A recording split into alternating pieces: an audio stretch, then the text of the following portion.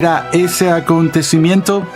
Pasemos una vez más al aula de clases a escuchar al Dr. R.C. Sproul mientras nos presenta uno de los acontecimientos históricos mejor atestiguados de la historia antigua en lo que se refiere a la historia redentora. Creo que uno de los capítulos más fascinantes de toda la historia de la Iglesia es, por supuesto, los acontecimientos que rodearon la destrucción de Jerusalén. No tenemos un registro bíblico de ese momento tan importante que ocurrió en el año 70 después de Cristo, pero lo que sí tenemos es una descripción fascinante, detallada, de testigos oculares del asedio de Jerusalén y de todos los eventos que ocurrieron en su destrucción, escrita para nosotros por el famoso historiador judío Josefo. Josefo estaba muy familiarizado con los escritos de los profetas del Antiguo Testamento y él mismo vio la destrucción de Jerusalén en términos del cumplimiento de la profecía del Antiguo Testamento. De hecho, hay algunos de los aspectos de los propios escritos de Josefo donde uno podría decir que él se veía a sí mismo como una especie de profeta. Pero si uno no estuviera interesado en la importancia religiosa de lo que sucedió en Jerusalén en aquellos días, solo para tener una perspectiva de la fuerza militar romana, su armamento, sus tácticas y estrategia, los escritos de Josefo son un tesoro en ese sentido, de estas descripciones detalladas, por ejemplo, del ariete y cómo se usó la catapulta y otras formas de armamento que los romanos perfeccionaron en el mundo antiguo y solían tener bastante éxito en sus conquistas militares. Ahora, la destrucción de Jerusalén no ocurrió de la noche a la mañana. Empezó antes con la invasión de Palestina por los romanos a finales de los años 60, bajo el liderazgo de uno de sus más grandes generales, cuyo nombre era Vespasiano. El año 68 después de Cristo fue el año en que murió el emperador Nerón, y tras la muerte de Nerón, hubo un tremendo periodo de conflicto interno, de hecho, una guerra civil que continuó en Roma, y hubo una rápida sucesión de emperadores para ascender al trono después de la muerte de Nerón. Inmediatamente después de Nerón vino un hombre llamado Galba, que solo duró unos meses hasta que fue asesinado, y luego Galba fue reemplazado por Otón, y también Otón duró poco tiempo. En el año 69 fue asesinado y luego fue sucedido por Vitelio. Vitelio fue seleccionado por el Senado de Roma para ser el emperador en la línea de sucesión.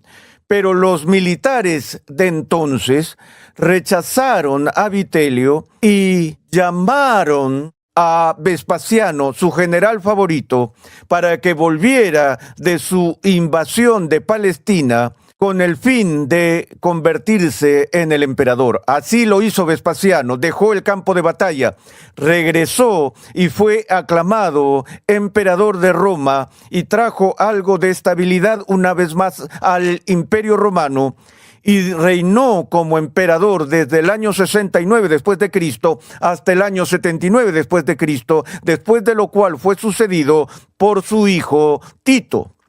Cuando abandonó el campo de batalla después de las etapas iniciales de la invasión de Palestina y fue llamado a Roma, Vespasiano entregó la autoridad de la invasión a su hijo Tito. Así que fue Tito quien presidió la conquista de Jerusalén.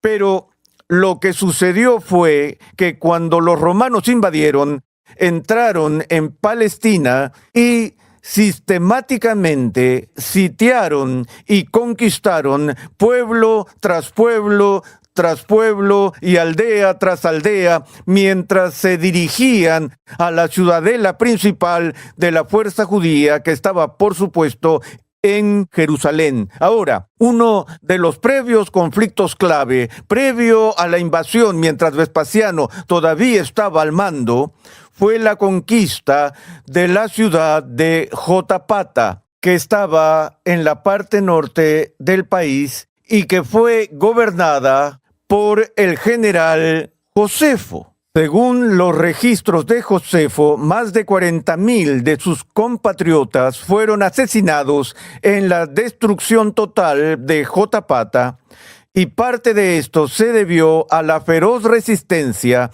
que sus soldados y su gente pusieron contra la invasión romana, y este es un aspecto de la historia que es extremadamente fascinante. Se lee como una novela, porque obviamente los judíos en esta pequeña ciudad no eran rival alguno para el ejército romano invasor, pero utilizaron todo tipo de tácticas ingeniosas y creativas para repeler a los invasores, y al final solo hubo 1 o 2 sobrevivientes de toda la ciudad, uno de los cuales era Josefo, que se escondía como en un pozo o en una fosa. Él fue traicionado y entregado a los enemigos, y se suponía que sería ejecutado de forma sumaria, pero según al menos el propio testimonio de Josefo, fue librado por Vespasiano, porque Vespasiano tenía una gran estima y respeto por el valor que Josefo había mostrado en la defensa de Jotapata. Lo que pasó ahora fue que Josefo, en cierto sentido, fue tomado como rehén, fue tomado cautivo por Vespasiano, y estuvo más o menos en arresto domiciliario en los cuarteles del propio Vespasiano. Esto planteó todo tipo de preguntas a las generaciones futuras, porque ahora que Josefo se había salvado, muchos lo consideraron algo así como un traidor o colaborador de los romanos, porque fue interrogado constantemente por Vespasiano y sus subalternos. Pero lo que nos llega a través de los escritos de Josefo es que Josefo tenía una pasión desenfrenada, amor y afecto por Jerusalén. Él era el judío consumado, amaba la ciudad santa. Lo último que quería que sucediera era su destrucción, por no mencionar además la destrucción del templo de Jerusalén. De manera que primero Vespasiano, antes de ser llamado de regreso a Roma, y luego Tito, usaron a Josefo como negociador, como mediador, que bajo una bandera de tregua enviaría a Josefo a la ciudad para hablar con los ancianos que resistían cuando Jerusalén estaba bajo asedio, y este asedio duró por mucho tiempo. Josefo intentó todo lo que sabía para persuadir a los líderes de la ciudad para que se rindieran, porque estaba convencido de que no había manera de que el cuartel allí en Jerusalén pudiera resistir el asedio continuo por parte de los romanos. Él prefería ver la ciudad rendida, y al mismo tiempo le suplicaría a Tito que perdonara el templo y perdonara la ciudad si los soldados que estaban acuartelados allí en Jerusalén se rendían. Así que Josefo se dedicó a la tarea de tratar de negociar una rendición, y por esa razón algunos de los judíos creían que estaba siendo un traidor, porque él, como judío, estaba pidiendo la rendición de la ciudad santa, pero su motivación obviamente era preservar el templo y la ciudad de la destrucción que por supuesto sobrevino. De nuevo, también en sus escritos y en su descripción de los acontecimientos que rodearon la destrucción de Jerusalén, Josefo vio la mano de la providencia en toda esta catástrofe. estaba advirtiendo a su propio pueblo que estaban a punto de caer bajo el juicio de Dios. Esto es fascinante a la luz de la forma en que hemos estado abordando estas preguntas sobre las referencias temporales del discurso del Monte de los Olivos, porque he sostenido el punto de que el fin del siglo del que Jesús habla en el discurso del Monte de los Olivos no se refiere al fin del mundo, sino al fin de la era judía, y estaba advirtiendo al pueblo de su generación del inminente juicio venidero de Dios contra Jerusalén y contra el templo.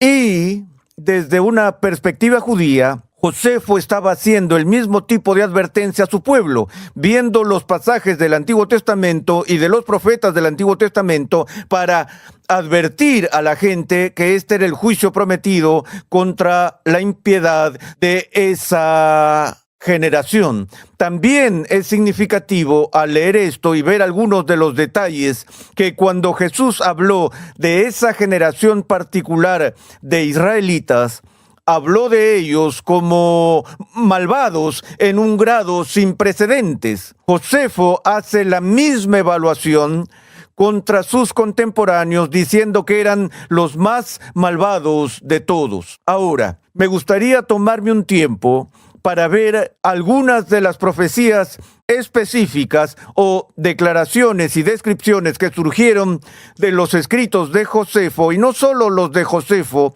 sino también del historiador romano Tácito, y Tácito en muchos casos confirma desde la perspectiva romana los relatos que Josefo preservó para nosotros. Uno de los informes extraños en este relato se encuentra en el libro quinto de Josefo, Guerras Judías, y tiene que ver con el ataque a los muros de Jerusalén que ocurrió mediante el uso de piedras, grandes piedras blancas enormes que fueron empujadas fuera de la catapulta y de los artefactos, que luego fueron arrojadas contra las paredes, y las paredes eran tan gruesas que pudieron resistir este asalto de enormes rocas lanzadas contra ellas, así como de los arietes durante mucho tiempo.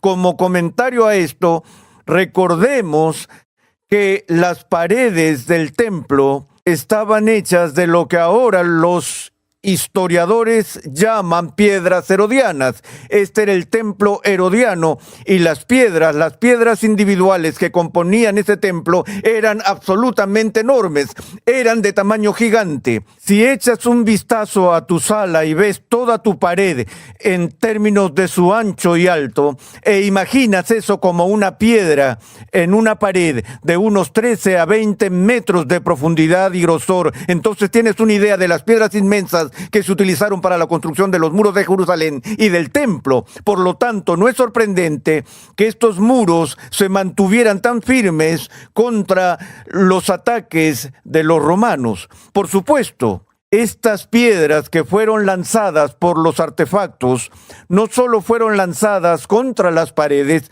sino que también fueron arrojadas sobre las paredes, y ahí hicieron daños considerables a las estructuras dentro de la ciudad, e incluso muchas víctimas que resultaron heridas o murieron por estas piedras.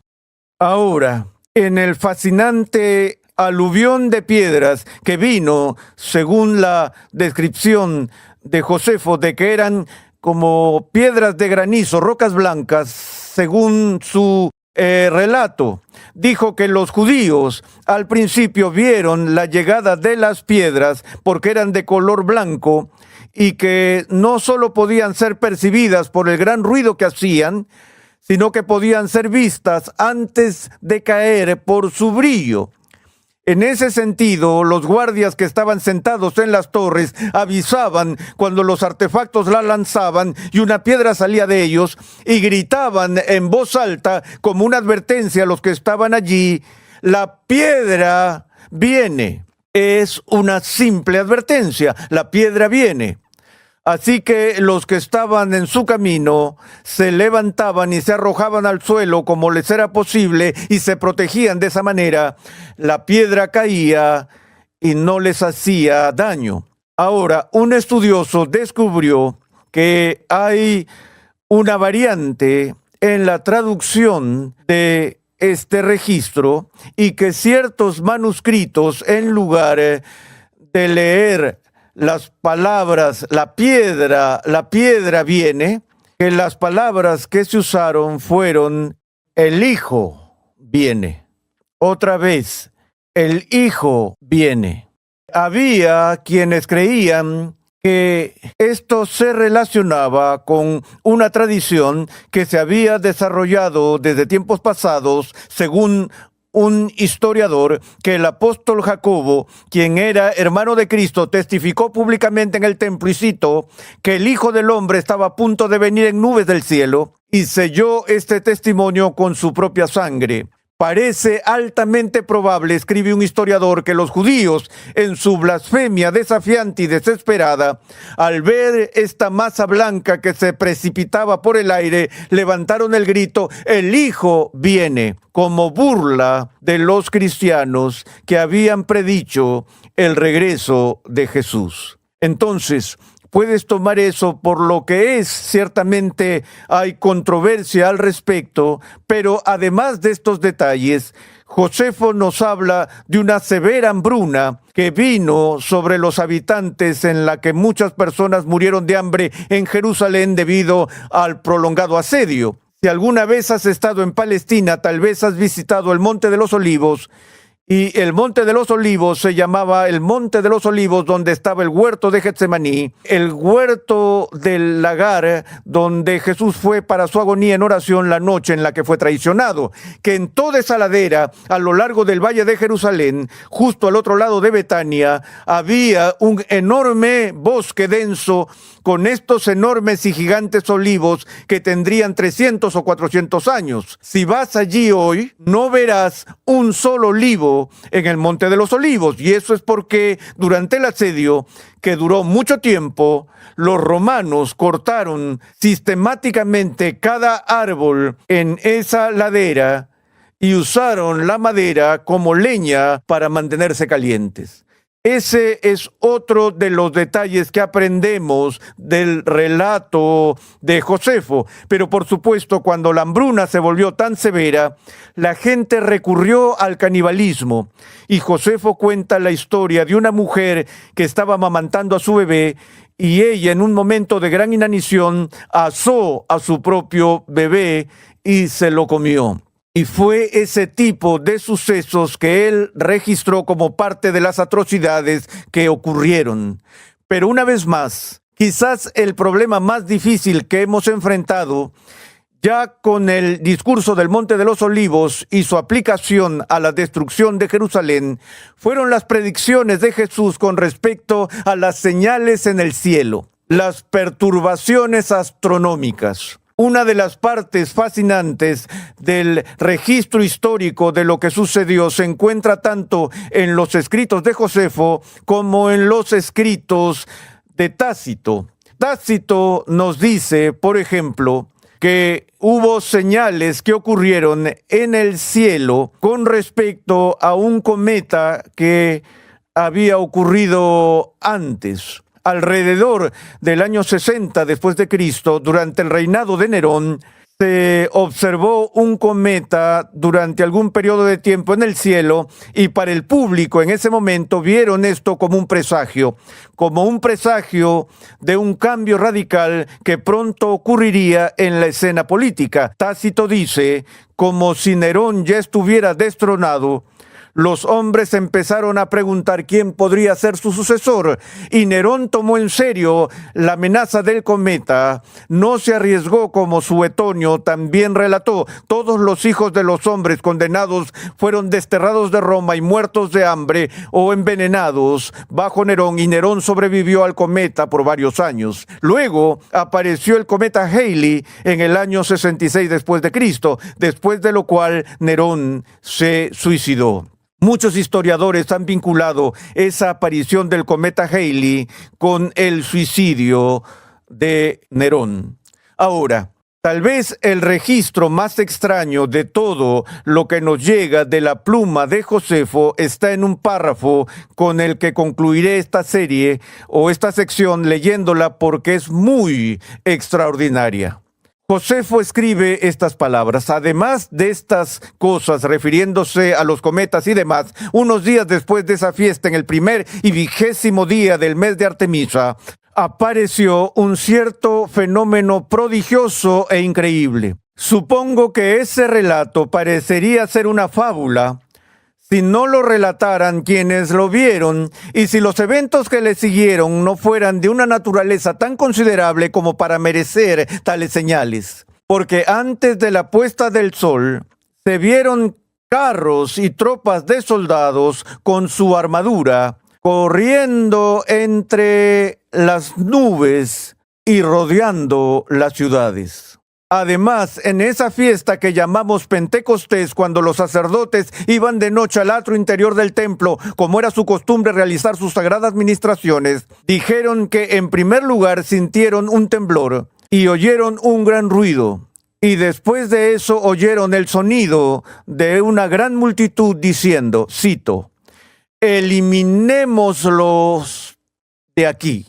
Ahora, lo que Josefo informa allí sigue casi un patrón idéntico con lo que el profeta Eliseo experimentó en Dotán, cuando los ojos de sus siervos se abrieron y vieron todas las miríadas de ángeles y los carros de fuego alrededor de Eliseo.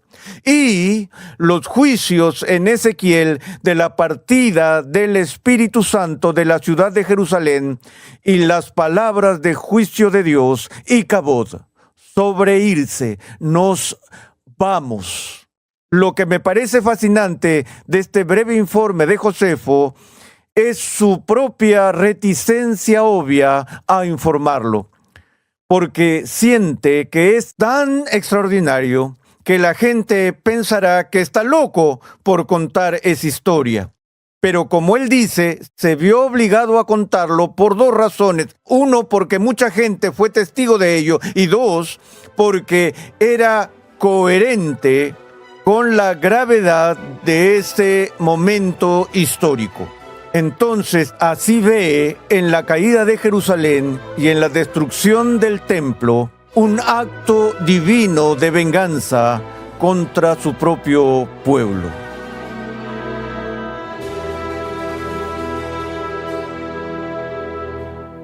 Estás en sintonía de Renovando tu Mente con el Dr. R.C. Sproul. Nuestra misión en Ministerios Ligonier es proclamar, enseñar y defender la santidad de Dios en toda su plenitud a tantas personas como sea posible.